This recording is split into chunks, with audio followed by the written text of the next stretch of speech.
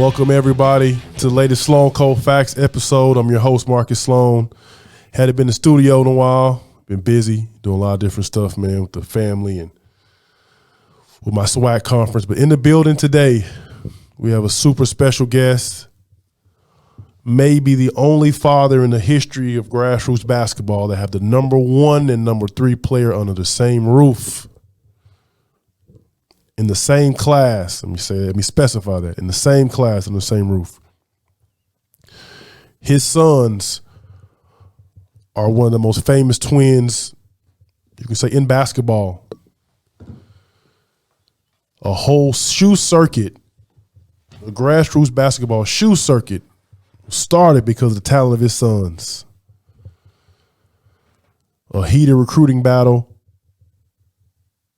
He's been through it all. Program director, strong black father, East Baltimore native. Ladies and gentlemen, welcome Aaron Harrison Sr. to Sloan Cold Facts. Aaron, welcome to the show. Thank you. Thank you. Aaron, we're going to jump right into it, man. Like I mentioned, your son's senior year, 2012, is that correct? 2013. 2013. They were ranked number 1 and number 3 in the country. As a father, on this show, we kind of, we give people flowers, on their accomplishments and things they do. And one of the biggest things for me is I always talk about fatherhood. As a father, what was that like for you? All the hours they put in, all the work you put in, all the sacrifices to look up and say, I have literally 2 of the best players in the country that are my sons. I don't know that I ever looked at it like that. Mm-hmm. They're my kids. Yeah. I'm raising my kids. So I don't think that was ever like a subject matter, anything like that for me at all. That wasn't ever a subject matter. Mm-hmm. Absolutely not. And so even in that, and with like raising your sons, they're kids, 17 years old, all these publications look at them and they say, hey, Aaron and Andrew Harrison are ranked 1 and 3. How did you keep them like grounded and say, hey guys, listen, we got to keep working. This means nothing. It's more to do. I know you rank top 3 in the country. Like, how'd you keep those dudes grounded? I never looked at it like that. What they were ranked in the country, they were my kids. They still had chores. Yeah. I had a car lot at that time. Every Friday at that school, after, got out of school when it wasn't season, Saturday, Sunday, they washed cars at my car lot. Mm-hmm. So, kept them grounded like that. That's what they did. Yeah. It's funny, man, but before I met you, I heard all these stories about how straightforward you were, and this guy's an asshole, he's this and he's that.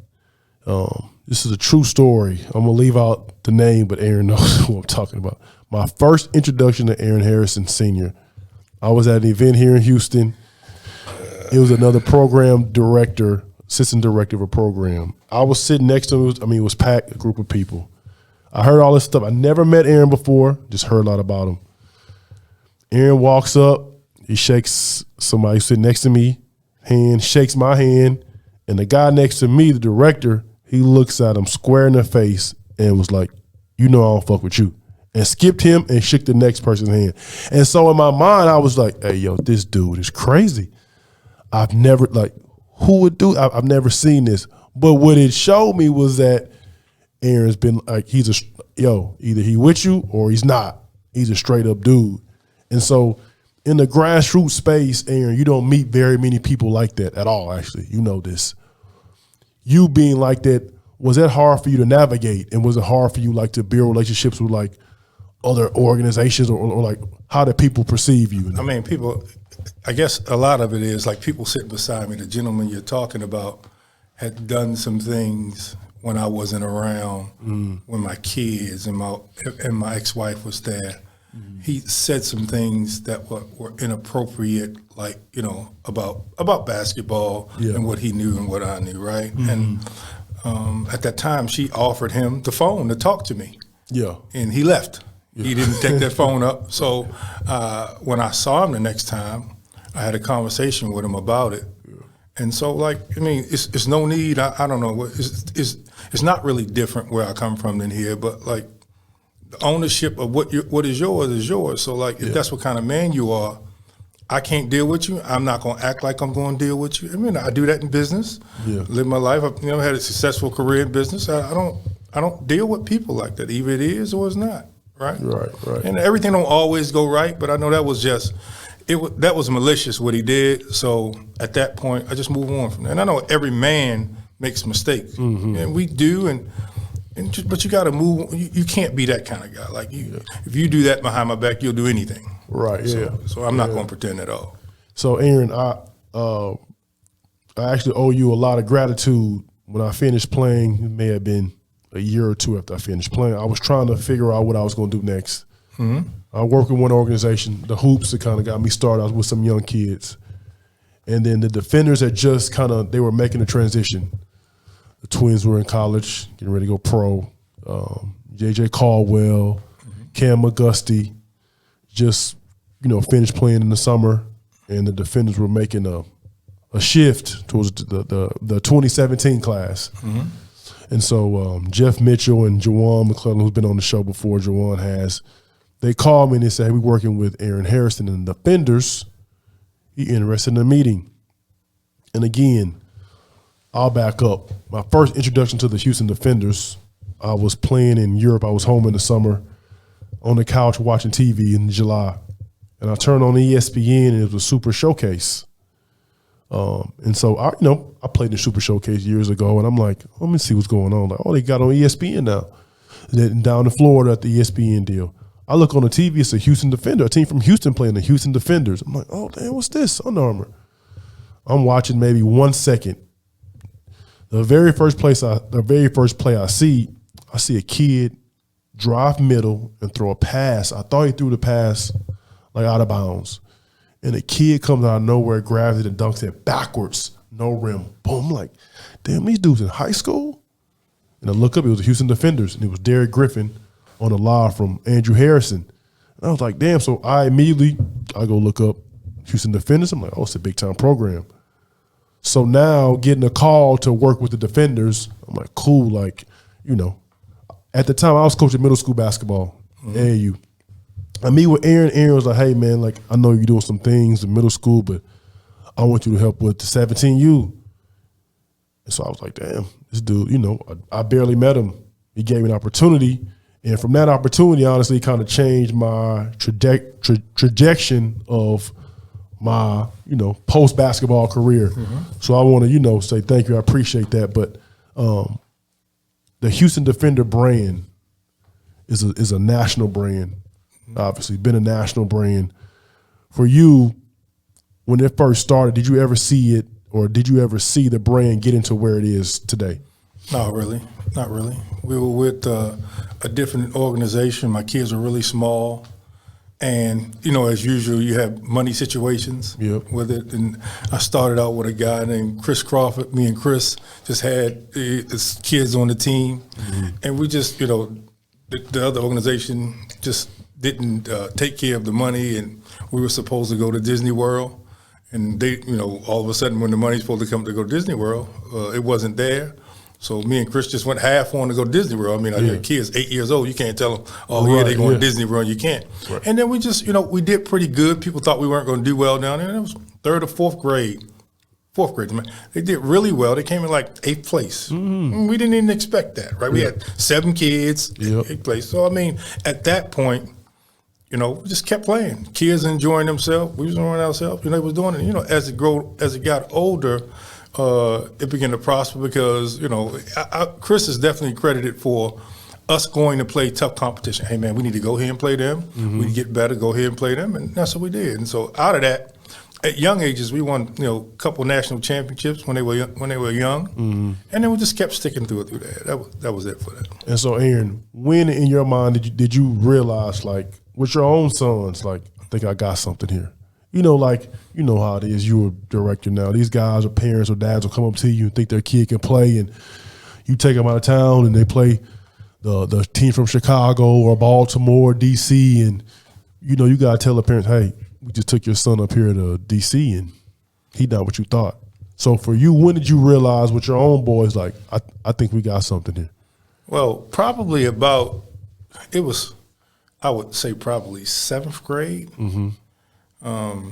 And we were in a national tournament. Actually, in 7th grade, we went to the final four of 8th grade nationals. Okay. And so kids pretty good, and not just them, but all the kids around them, the success that they were having individually and then as a group, we started, got recognized that way. You know what I mean? And I don't think it was ever about me seeing them do this. It was like, this is what they enjoyed doing. This is what they wanted to do. So I'm their father, and I'm going to support them in it. That was pretty much it for that. But, hey, at some point you look and you say, like, I see my group, I see other groups across the country. I see my sons. I think my sons might be at the highest level, but better than much higher than these other kids, right? So as a dad, how do you cultivate that and say, okay, look, we've been around the country with some national tournaments. Guys, I think we have a chance. How do you, as a dad, cultivate that within your own sons? Obviously, you being from East Baltimore, you understand, like, growing up rough, the everyday competition. Right. I think a lot of people, they don't understand that. They totally miss it. And so you, with your background being from East Baltimore, you having your sons in a Houston suburb, like, how do you cultivate that competitive nature between the twins? Well, by being twins, that's something, right? Correct, yep. And, as a father, you don't always do everything right. You growing and you learning as you have kids. You don't get to get do-overs with the same kids. But, like, just things at home, like, they know, just like you said, I had the incident with the guy earlier. Like, they know what to do and what not to do, and how to stand up and be a man, and know what what it means to look a man eye to eye and shake his hand. I guess they got about 12 years old, and I asked them, son, are you serious? Like 12, 13, 7th grade. Are you serious about this? Do you really want to do this? Yeah. So you tell me this, we're going to push it. Like, I'm going to push where you at. We're going to go to the gym more than you want. We're going to work out more than you want. We're going to do all of those things. And they said to me, Is that me? Q, is that you? Might be you. I see that's you. Oh, it's you. Okay. And I asked them, were they serious? And they said, yes, they are serious. And so from that point on, we began to take it really serious, probably 6th or 7th grade. So the one thing that's like was phenomenal is that in the 6th grade, Aaron actually dunked the ball. So that kind of like changed the course, and you see other kids not even remotely close to that. Yeah. And it took Andrew like another year to get up there and do it, but in 6th grade, he actually dunked the ball. So that changed the course for him. So the kids go through middle school, they're dominating. Now it's time for high school, obviously getting serious.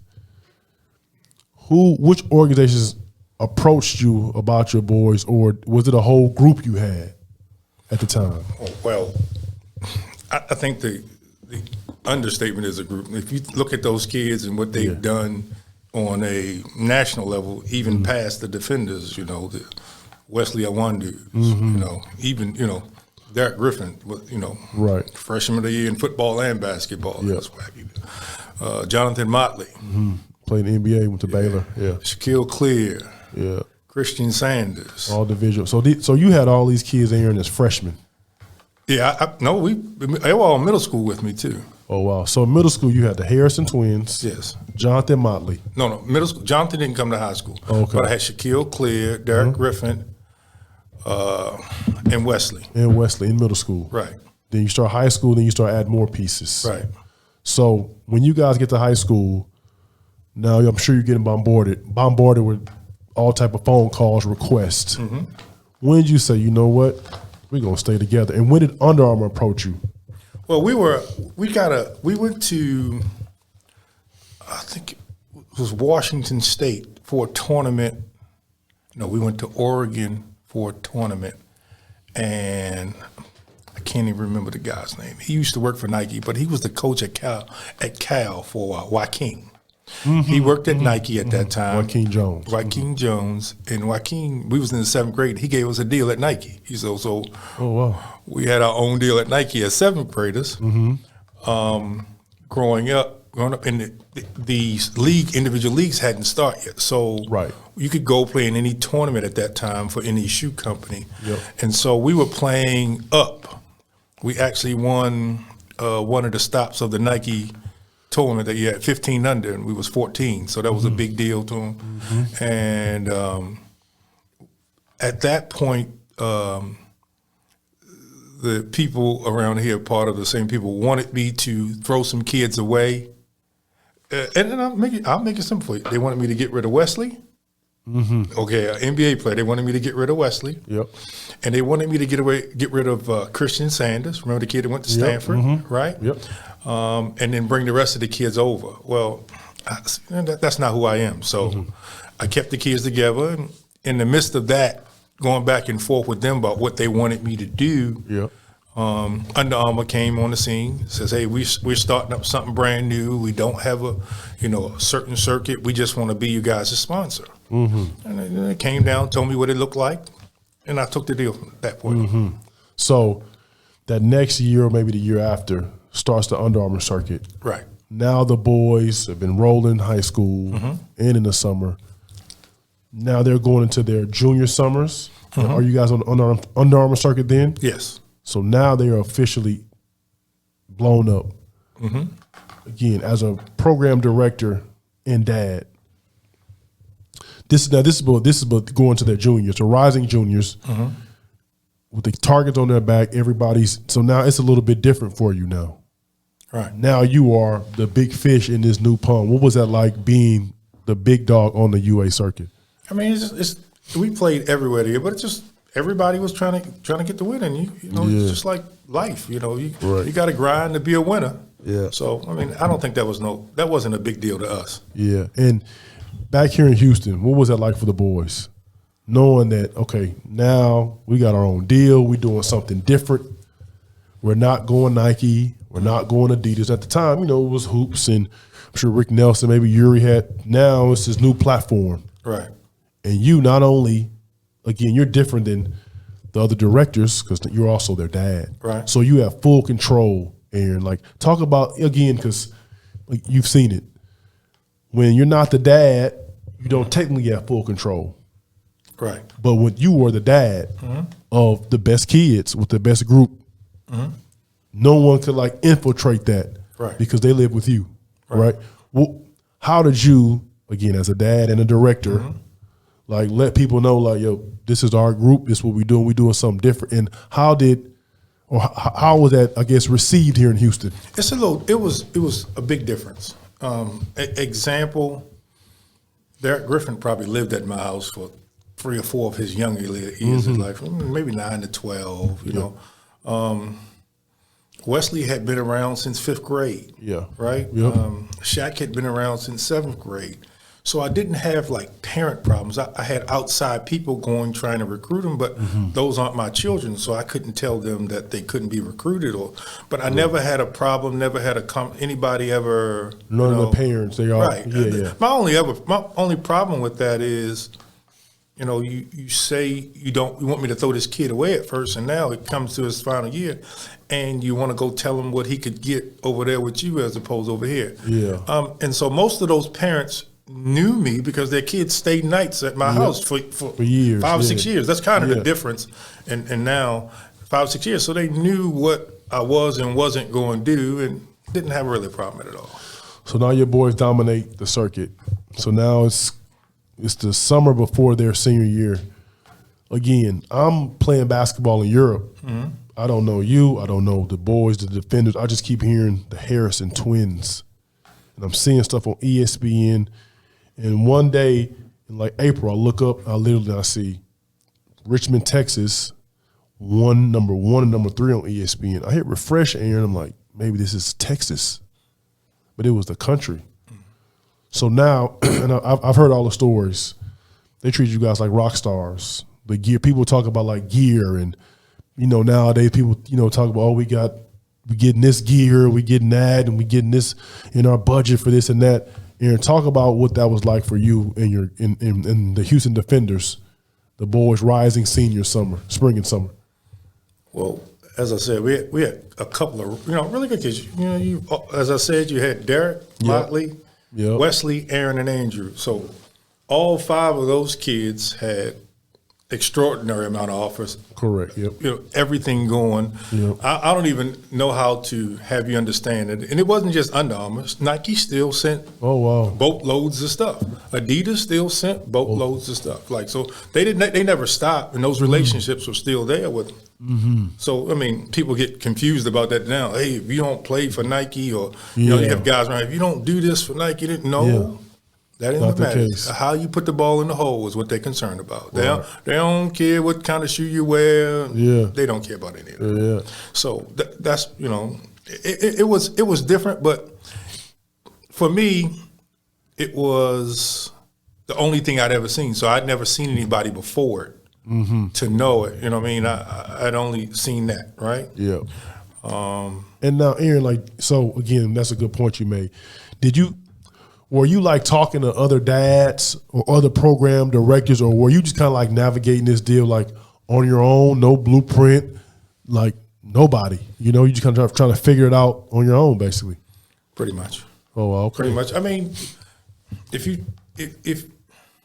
Houston's just a different animal. If you know the program directors, if you know what everybody is doing it for their own benefit, they're not, you know, trying to help kids, really, right? Yeah. They weren't in it to help me or to, you know, bolster Houston and say Houston basketball can be this, we can do that. You can't really do that, and go from there. The only other program director that I like had conversations with about things like that would probably Rick Nelson. I felt like everybody else had their own agendas trying to get things done on their own. That was And Aaron, even with that, did the boys ever feel like jealousy, not from within the group, but like outside the group? I don't care about that. If do you know them? Not. I mean, obviously, I met them and talked to them a couple times. I don't care about that. Like, that's not my personality. That's not their personality. They don't even care about that. Yeah. They got the same friends that they hang out with. Yeah. From that basketball team. Yep. In second grade. Those are their friends. That's who they deal with. That's who they hang out with. You know. Millions of dollars later, this is who they hang out with. They ain't try to make no new friends. You know, they ain't. You know, you won't see them out. You know, going crazy. Yeah. You know, you won't hear. You know, none of that stuff. That's not who they are. Yeah. They didn't even matter. Their circle was their circle. Right. The recruiting battle for the Twins. Obviously, again, helping other kids is different. You know, you helping Wesley and helping Christian Sanders, but your kids are two of the best kids in America. Again, I'm in Europe and I'm hearing about the recruiting battle for the Harrison Twins. Maryland, Kentucky, all the top programs in the country. As a, you know, me doing the stuff I do now with the scouting service and stuff, I always hear parents say, I'm going to let him make the decision. He's a kid, I'm going to let him make the decision. And I always think in my mind, like, you don't let him make any other decisions. Right. But you won't let him make a decision about what AAU team you're going to play for or what college you're going to play for.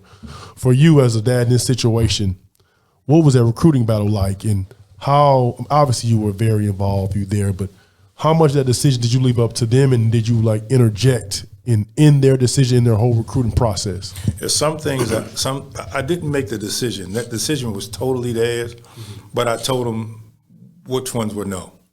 Like after listening to the pitch, I said, son, this is not going to work, so we're not going to do this. Okay, yeah. So this is one that's out, right? After that, they made their decision. And so in that, obviously, it was, who were the finalists? Maryland, Kentucky? Baylor. I forgot who the other one was. At the end, because again, from the outside, once I heard about Maryland, Plank, the founder of Under Armour, is a Maryland grad. So I knew the defenders were on the Under Armour circuit. Right. So I was like, oh, wow. Maryland in. Turgeon just got the job. I was like, wow, Turgeon got the job. He was at A&M. He saw them a lot. The founder of Under Armour is a Maryland grad. They play on the Under Armour circuit. This is a no-brainer. Okay. That's what I thought. This is, the dad from Baltimore. This is a no-brainer going to Maryland.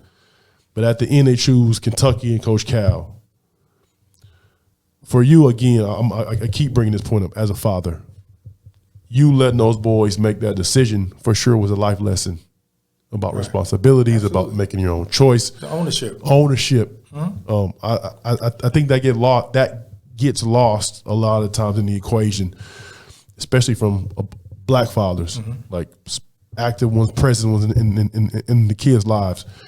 Them choosing Coach Cal, what came down to that final decision?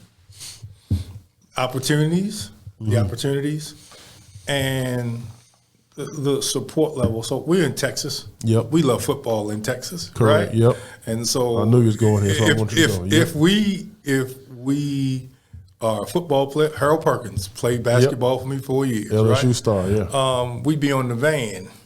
Texas A&M call them. Texas would call them. Yeah. Every LSU, hey, we could be on a van ride. And say, how many times did you get that call, Earl? Yeah. I get that call 4 times a day, Coach. So Kentucky is a basketball state. Yep.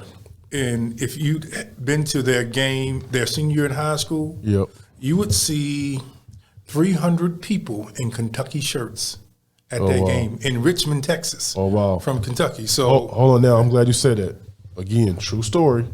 I'm in Chiasso, Switzerland. It's a border town of Italy and Switzerland. I'm watching the game. Kentucky, they're playing Robert Morris, actually, in the NIT.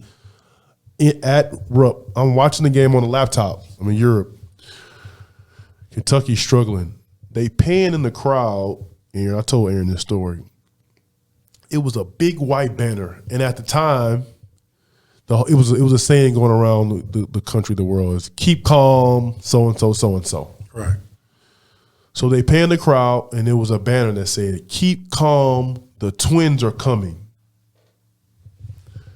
They were not there, like they were still seniors in high school. But when I saw the banner, I was like, "Yo, this is crazy. These people are anticipating these dudes coming next year. Like BBN, Big Blue Nation is different. It's kind of like what you were touching on. Like they have fans in Richmond, Texas, coming to the Travis High School games. It's crazy. Yeah. So, with them choosing Kentucky and opportunities, they make an incredible Final Four run. They're freshman year in or sophomore year? Right.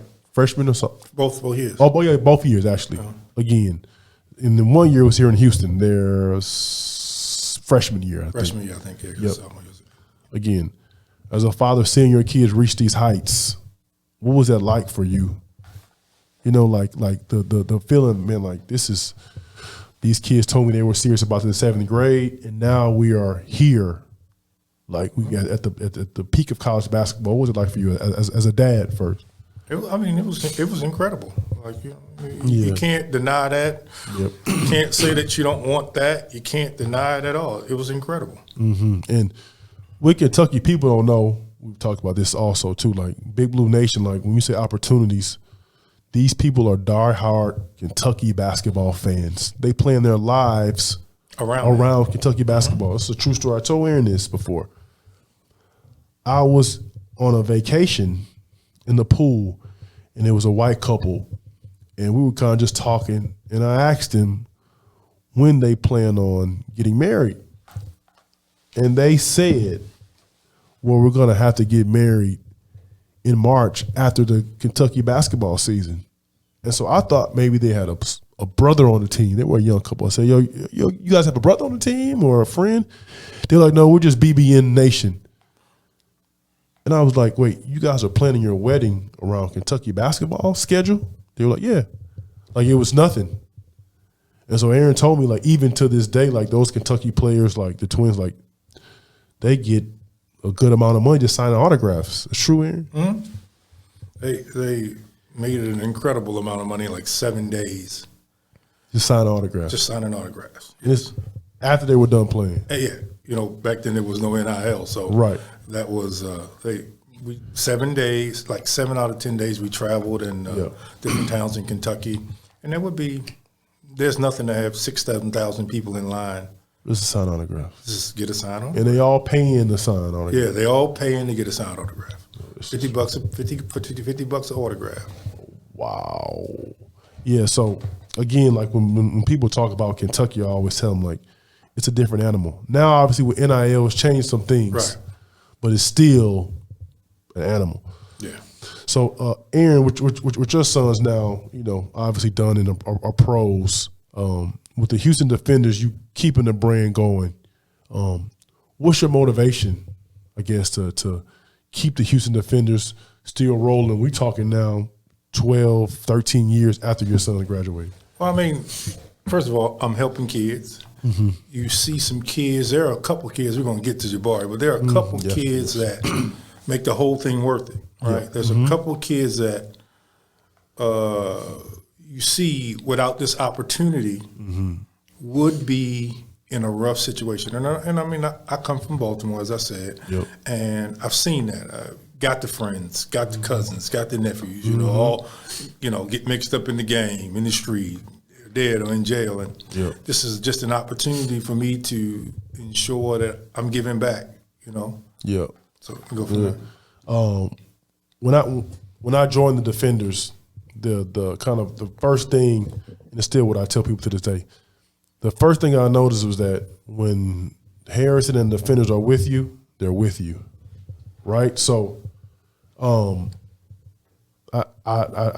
noticed that, and so I think kids and parents understand that too, if they're really invested, right? And so with the Defenders also too, the Under Armour platform, even especially my first year, we use this tool for recruiting, to show parents, to show kids. Under Armour is the only platform that the 15U, 16U, and 17U are in the same building, playing in front of the same coaches. And so let me kind of paint a picture for the people that don't understand what I mean. Most platforms, most grassroots AAU shoe circuits, the 17U and the 16U typically may be in the same building sometimes. And those are the two age groups where, coaches kind of go watch kids or the media kind of goes there. And so, but the 15s are normally in a separate location, off the beaten path, miles down the road, maybe sometimes in a different city even. But the Under Armour platform, they put all the kids in under the same roof. And so when I first got there, for me, I was like, oh, this is, you could be 15U and you got a game at 12 o'clock on court 4 and Bowl is playing right after you at 1:15 in the same gym. And talk about that it's a huge advantage. Well, I don't know who else does 16s too, but that's kind of the biggest thing. And what I really wanted to let people know tonight is that 16s and 15s play in the same building with 17s. And if you look back on the record, you'll see even last year, 16s, we didn't do very well at last year, but we still had 4 kids off that 16U team get a scholarship offer. Correct, yep. And, I would tell kids that have other shoe teams that they're playing for because they believe in that, or that people are telling them something, that just look at the record. Yeah. Each year, we have more 16s or 15s get offers than anybody else. Yep.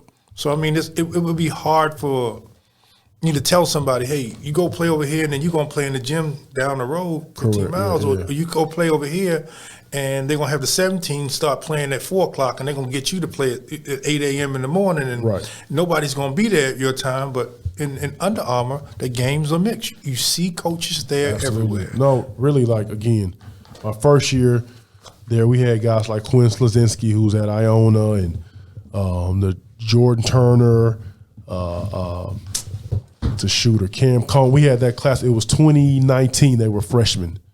Those kids at the time were getting offers as 15-year-olds, as freshmen, because, again, like you said, on that platform at the time, our first trip to New York, we go first live period in April, our 15s playing, again, right after 17s or right before 17s. So the coaches were there watching them. So, again, now these kids are getting seen at an earlier age, and it's a opportunity to keep building on their names. Yeah, well, I mean, that's a real big deal. A lot of people don't know it, and a lot of people are bought into what somebody else is selling them. But the facts are the facts. If you do your research, you'll see. Right. And even you've probably got rankings all over the place and everything. But if you look at the rankings and what they say, it doesn't dictate who has a scholarship offer. Correct. Right? Because just for example, kid Aaron Perez played 16s last year. He has like 3-4 offers, right? Right. And, you know, kids that you guys have so far ahead of him have 0. Right. How is that? Why is that? Just because of the opportunity and the opportunity. Playing in front of the coaches. Took advantage of his opportunity, absolutely. Speaking of taking advantage from their opportunity, 2 nights ago, the University of Texas played Baylor in a big game in Austin. They got a brand new arena, Moody Coliseum. And it was a kid that plays at UT now, Jabari Rice, who, born and raised here in Houston, played at Marshall High School. A good player in high school, 6'4", kind of skinny. Scored it pretty good, played for a legendary coach at Marshall. He played 4 years, 4 summers of basketball and didn't quite get, what he thought he wanted. And so he wanted to play as an unsigned senior. He started as an unsigned senior at another organization. So I saw him at a tournament, and he had like 41. I went to Aaron. I was like, hey, Aaron, it's a kid, Jabari Rice. And at the time, we just got the defenders. We just got Miller Kopp. He just came aboard. He's going to his senior year, and we needed one more piece. So we had Morris Daisy, who talk about him too, who played also as an unsigned senior. Was going and did a post grad year at Sunrise. But we needed one more kind of score. I saw this kid, Jabari Rice. He was filling it up. I called and I said, Aaron, I think we got a kid that feels a need that feels that role. He said, bring him out. So he came out the first practice. He was kind of nervous. Again, like the practice, how the defenders practice set up is very intimidating. We're on the kids from start to finish. We push them. It's tough. It's hard-nosed. No fouls being called. It's physical. So he kind of was trying to figure it out. And Aaron told him, he said, hey, they brought you here because they thought you could play. Like, show me you could play. In the second half of practice, he was a monster. He lit it up. And so that sprint, the rest of that summer, we took him to the first live period in July. I'll never forget. He was in Atlanta.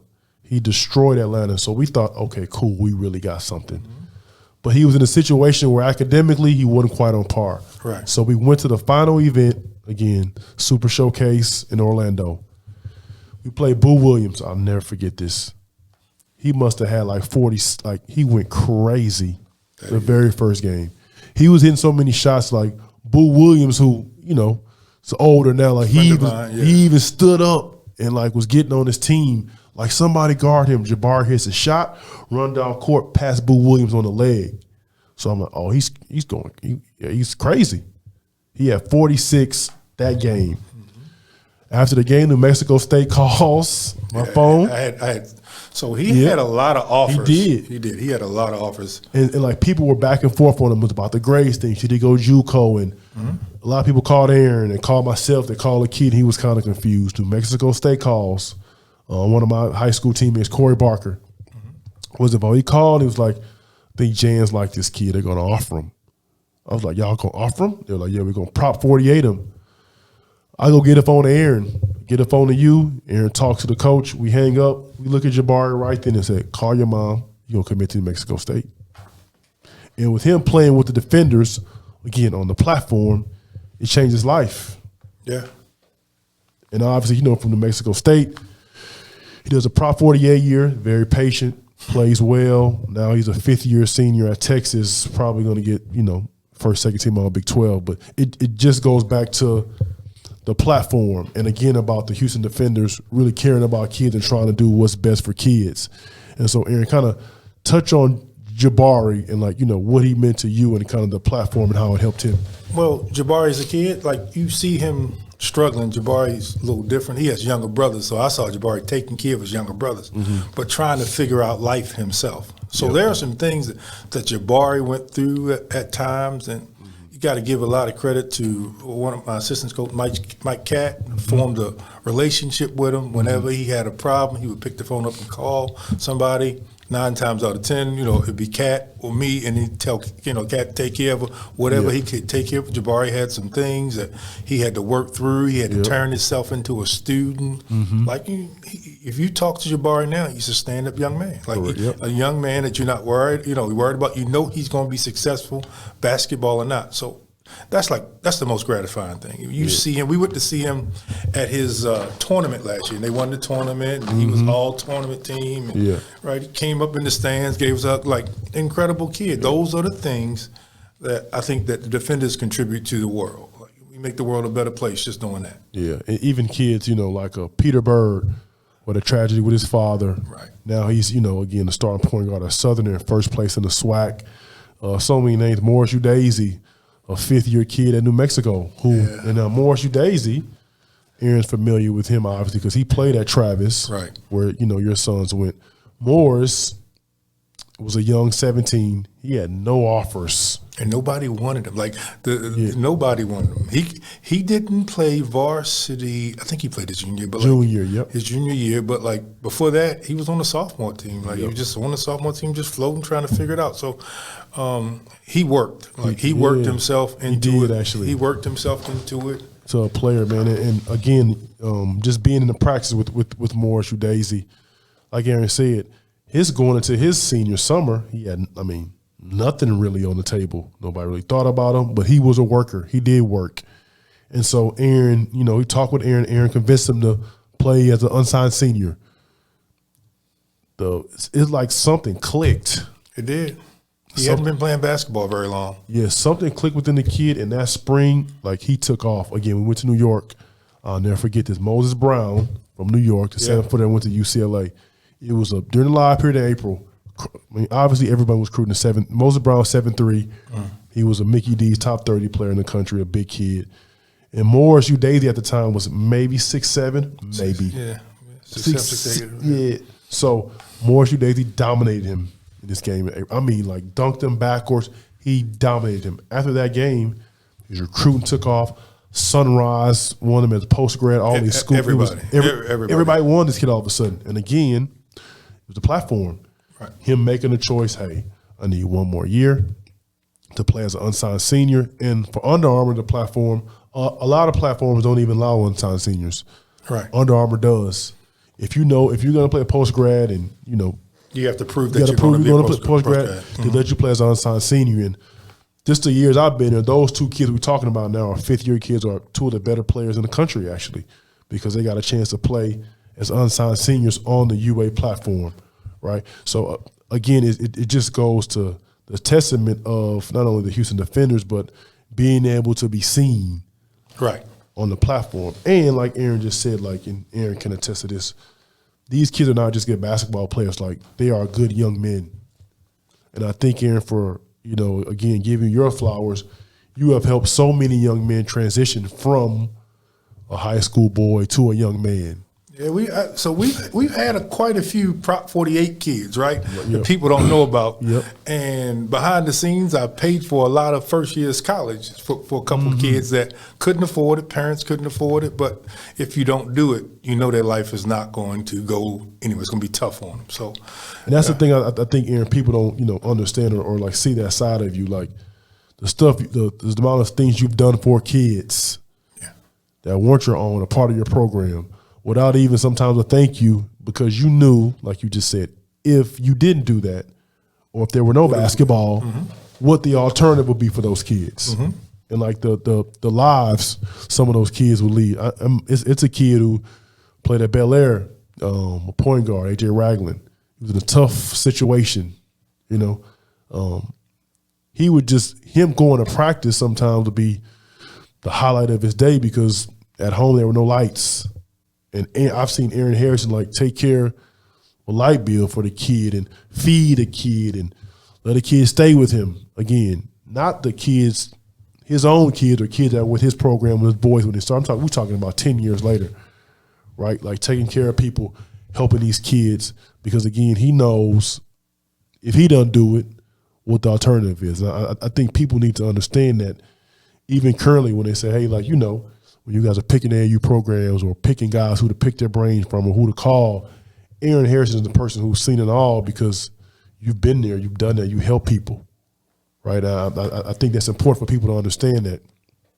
A lot of guys in this space, they don't even have the experience, right? They don't have the wherewithal or the knowledge, but you do, Aaron. And again, being a black man in this space, having the power, having the respect you do. How important is that still to you to this day that you're able to, like, keep that mission going? Well, I mean, it helps me too. It keeps me young. I have a good time hanging out with the kids. There are a lot of times where it's a teachable moment for a young man, and that it can change his life. So, I mean, I don't even think I think twice about it. I don't think that is something that moves me.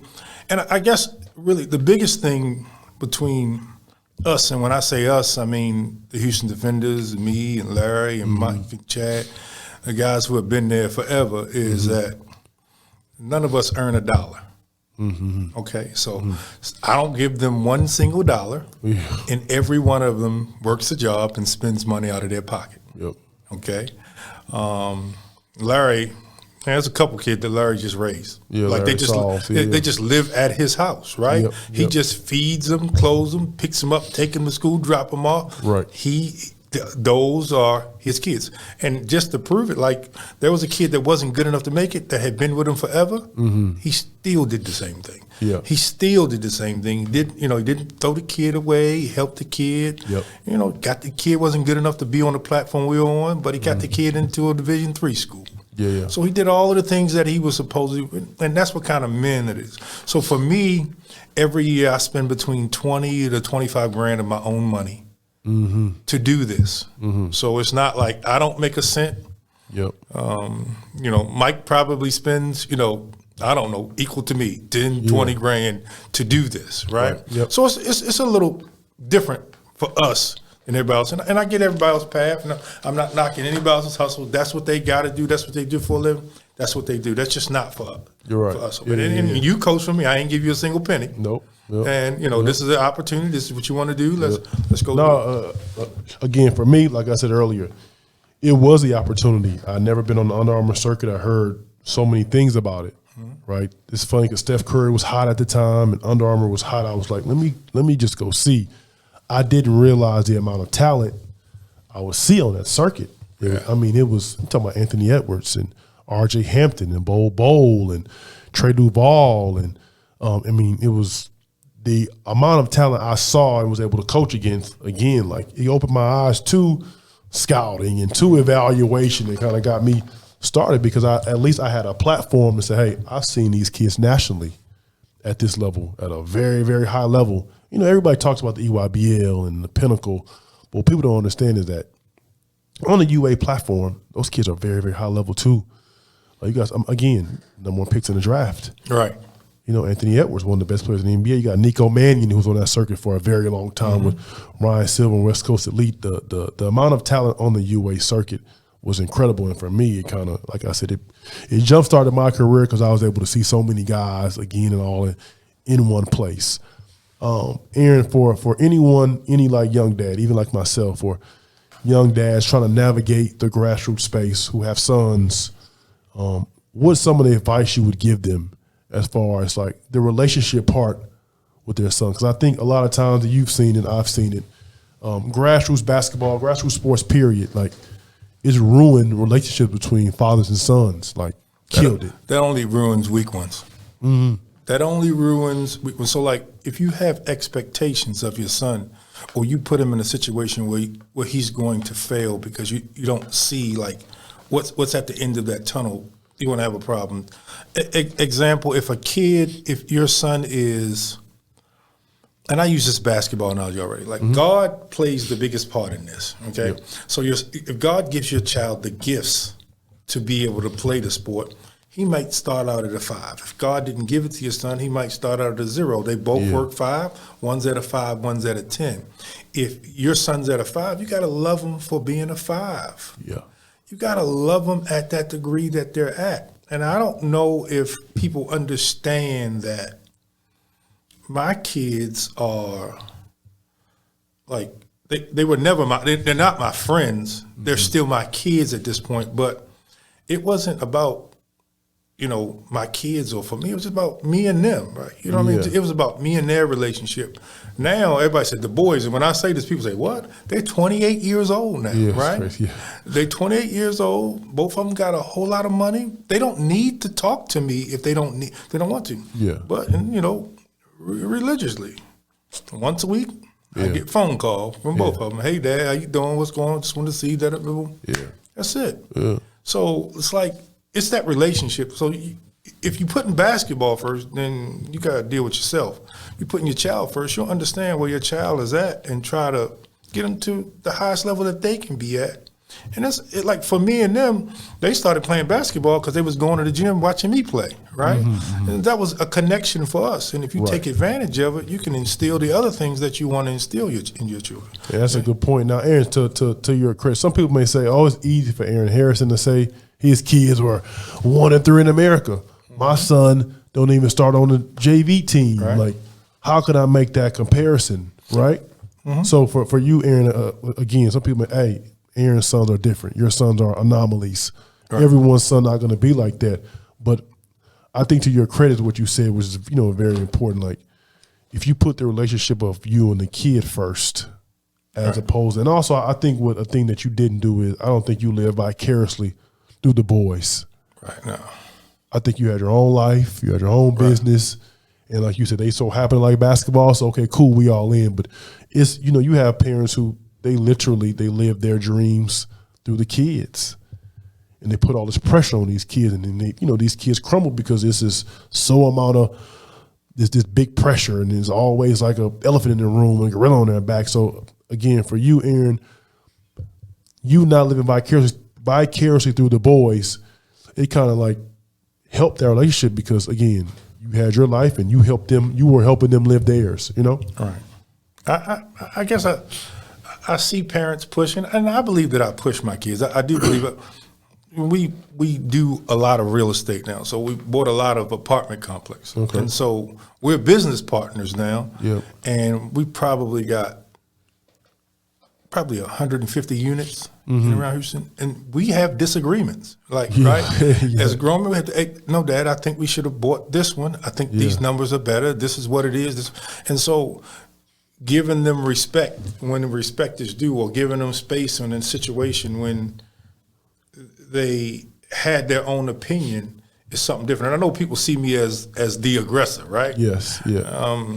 And that's a different motto that I live by. And my kids understand it. Like, I mean, I always said the bully is the bad thing. The bully is the bad thing. I don't see it that way, right?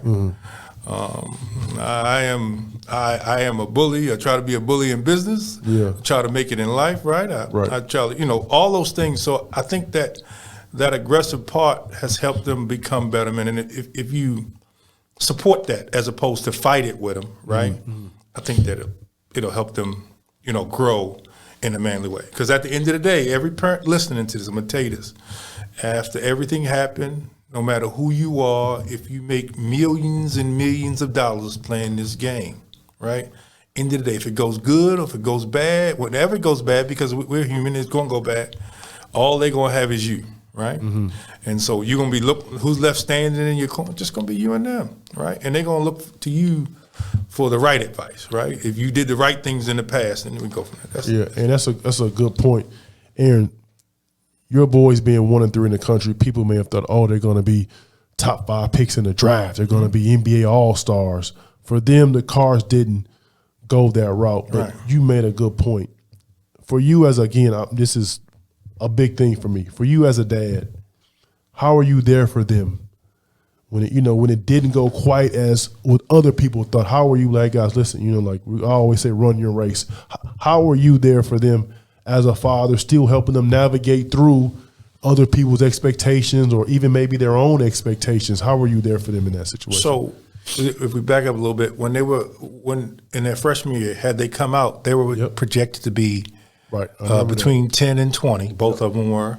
And they said, Dad, we didn't win the championship. We want to go back to school. And I told them, son, I don't think it's a good idea. This is how the NBA works, opportunities like this, right? And so when you go back to school as a freshman, you don't get the same opportunities the next year, right? You know what I mean? Because it wasn't about what they did on the court or the status or the opportunity.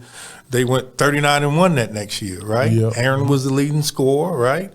And so they were the starting guards on that team, and so it was just the opportunity. People think if you don't come out after your freshman year, so that was opportunity loss. And in the NBA, if you know it's not about who's there, it's about opportunity. Because if you're allowed to make more mistakes then you're going to get better. Yes. So, rookies that drafted high get more opportunities. Of course. That's how it happens. So when it doesn't happen that way, you just stand still. All right, son, what we going to do next? Yeah. All right, son, what we going to do next? Yeah. All right, son, what we going to do next? And because that was their decision to stay, they owned it and go to the next deal, right? Yeah, and Aaron, what you said again, some kids wouldn't have bounced back from that. To be honest, some families wouldn't have, right? In this situation. Some dads may have been bitter, oh, y'all didn't listen to me. But like you just said, you and your sons now are business partners. Yeah. Right. And I think it circles back to what you said. Like it's the love in the relationship, because you weren't looking at your son as meal tickets or, oh, this is my way out. Right. So if it doesn't go the way that they may have thought, or it may have been, like, you guys can still have your same relationship. You guys can even build a stronger bond because of that. And I think that's, again, a testament and credit to you for being a good father in that situation, because I've seen it to where, again, it goes a different way, with the dad upset. Oh, I wish if you'd have listened, he would have done this. And again, now you see at 28 years old, dude don't even want to talk to his dad, all because the dad felt a certain type of way because they didn't go how it, in his mind was supposed to go. Right. I don't think so. It's a little different. Even though I came up rough, they didn't come up rough. Right. Yeah, they from Richmond, Texas. House was 5,200 square feet, had a pool. So they didn't have a poverty situation, right? Yeah, right. So they never looked at it like that, right? Yeah. When they turned 16, I bought them new cars. So it wasn't they didn't have those situations like that. Like they didn't have none of that makes that kind of difference. So and I think that plays a part in it, but financial struggle is a real thing in life. Absolutely. It's a real thing in life. Absolutely. Real families have real struggles, and some of these kids get the opportunity to take care of the family. They've made enough money where they definitely taking care of their mama. House car, they taking care of their mama. So it's not a problem for me. Aaron, what would you want people to know about Aaron Harrison that they may not know? You mentioned earlier how people think you're an aggressor and people think you're a bully. What's one thing you would want people listening to this, watching this, was to know about Aaron Harrison Sr.? In this space, I do this to help kids. Mm-hmm. Absolutely, without a doubt. And to be honest with you, I enjoy it. It's a blessing, to be able to do it and help kids. So. Aaron, we always end the show. We always come to Under Armour.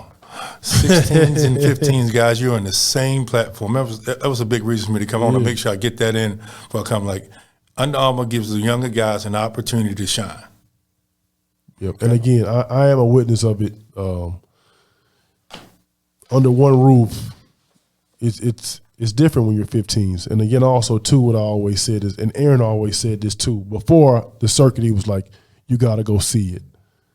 He was like, once you see it, you'll understand what we're talking about. And again, even for 15s, once you go on the circuit, and you see Coach Cal, or you see Coach Tang and Rodney Terry, like, walking in the gym or sitting down watching you play, like, it's different. And I think kids have to take advantage of it, and they have to understand that it is a different platform. Certain shoe circuits, they only had 17s in one, under one building, under one roof. Whereas Under Armour is all three.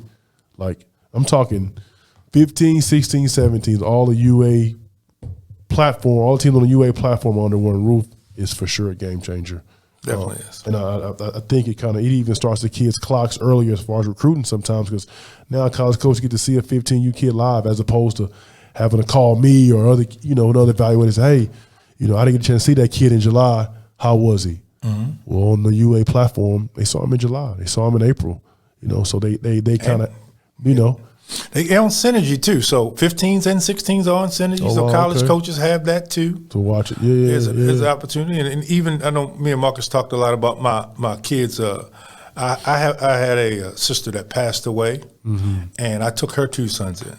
Okay. Right. Yeah. Right. Cool, and so people don't know what it's like to be the other thing. One of them loved basketball more than Aaron Andrews. Yeah. His name is Khalil. Yeah. Khalil ended up playing Division III basketball. Mm-hmm. The same thing. So it's Hakeem played 1 year of football, and he ended up getting drafted by the Cardinals. He played 1 year of football, but he was just physically gifted. So, but Khalil, he worked harder than Aaron Andrew. You just got to support him. Same thing. Go from there, and that's. Aaron, how many kids you think this is probably an estimation, Houston Defender Program received scholarships? How many over the years? Yeah. So since 2012, which would have been our first graduate class. Yeah. And this class we just had here was 22. 22? No, I'm sorry, 2023. Sorry. 23. Yep. We're right at like 97 Division I scholarships. Oh, wow. So really close to 100. That's crazy. Really close to 100. And we always do at the end of the show what we call Sloan Cold Facts. And so I'm going to ask you the top 5 kids you've ever coached. And leave mine out of there? Leave yours out. Okay, great. Thank you. Leave yours out. Top 5. You mean talent-wise or my favorite kid? Whatever. Man, that's really tough. I know I'm going to leave somebody out. Yep. I know I am, yep. right? Yep. I know I'm going to leave somebody out. Oof. I wouldn't even know where to begin. Any 5. Favorite, the talent, or your favorite you coached, whoever. Need 5. That's unfair. You tell me. There's some kids that I just like that are incredible. I mean, I don't have. It's funny, man, because Savion Flagg, who played for Defenders last summer, he's in his rookie year in Greece. And so I talked to Savion a lot, and we joked, and I was asking about his coaches in Europe. He was like, nobody's tough as Coach Harrison, though. So, no, Aaron, just the impact you made over so many lives doing this. It's incredible, man. Again, on this show, we want to give people their flowers. We want to say we appreciate you for what you've done, not just for the city of Houston or for kids to play basketball, but for Black young men. Again, you've changed, not just their lives, but their kids' lives. And we talked about guys like Jabari and Morris Udazy, Wesley Awandu. Your leadership and your mentorship, again, changed their family's trajectory, and we want to say thank you, and we appreciate that, and we thank you for joining us, Long Cold Facts. Appreciate having me. Yes, sir.